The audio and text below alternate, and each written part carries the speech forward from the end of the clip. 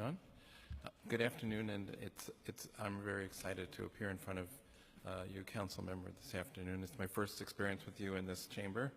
I want to address the issue of disappearance of hospital options and the process that people have been talking about.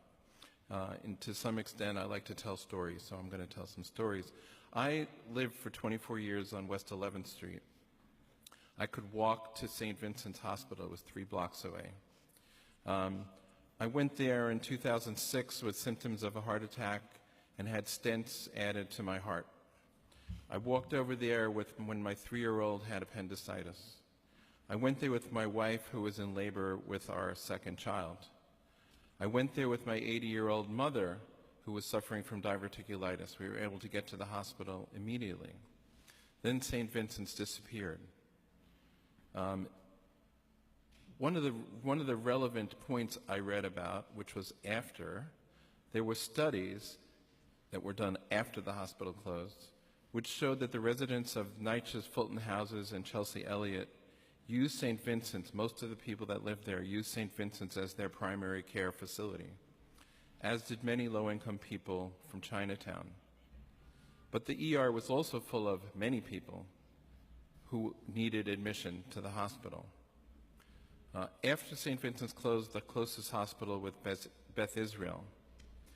Years later, a standalone emergency room was established across the street from the site of the old St. Vincent's Hospital, but it has no beds or no ability to do any sort of emergency surgery.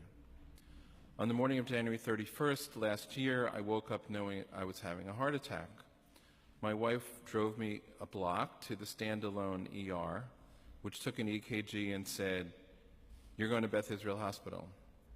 I was horrified. I was horrified because I had heard that Beth Israel was closing. I said, "Why there?" They said, "Well, if you don't go there, you'll have to go to Lenox Hill on 9th Street.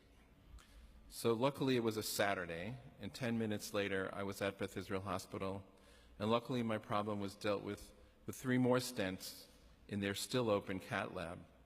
But I learned later in the day that the heart surgery unit had been closed the week before, and if I had needed open heart surgery, I would have been shipped up to Mount Sinai Hospital on 100th Street. When the nurses at the hospital heard that I was the community's district leader and that I had become involved in efforts to keep Beth Israel opened, they chewed my ear off for 2 days about how horrible the closure of the hospital was and how needed it was for the impacted community. So as you know, I undertook a campaign to fight Beth Israel Hospital's closing. My research found 2 things. First, that the con process, which is already deficient, as Lois just discussed, had been short-circuited. To avoid any public process at all, the hospital segmented its applications. They broke each item down as to what that they were doing, and they said in their applications that the cost of their action was $500. For example, the maternity unit closed. I got the financials. They made $15 million a year from the maternity unit, but on their CON application they said there was a cost of $500.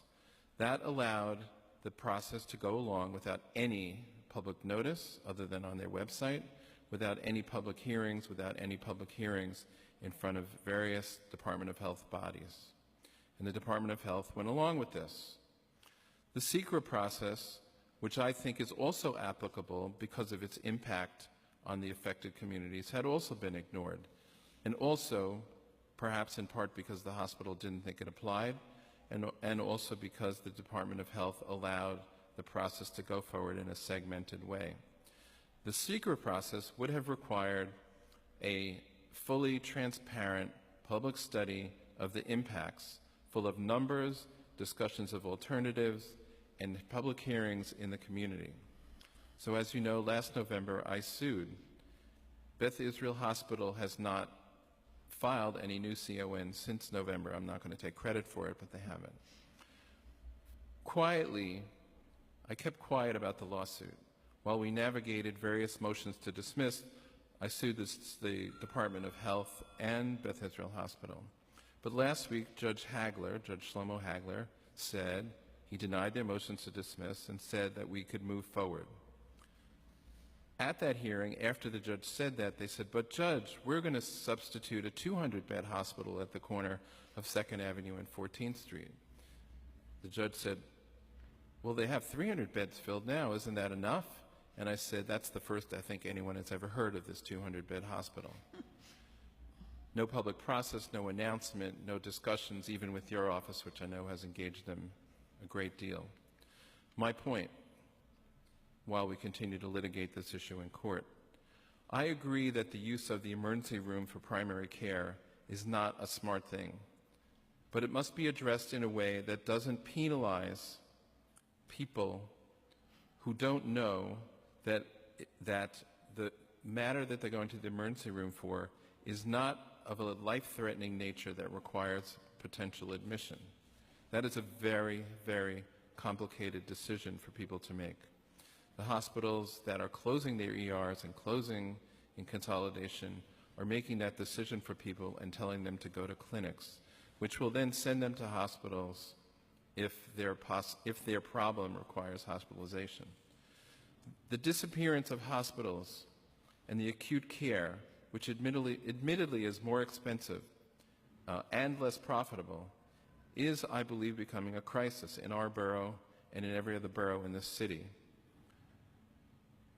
The current practice of moving forward, as you just said, without fully transparent studies, based on transparent data about current usage and the impact of hospital elimination or partial elimination, and without meaningful community input, is wrong. It's dead wrong, and probably has resulted in deaths.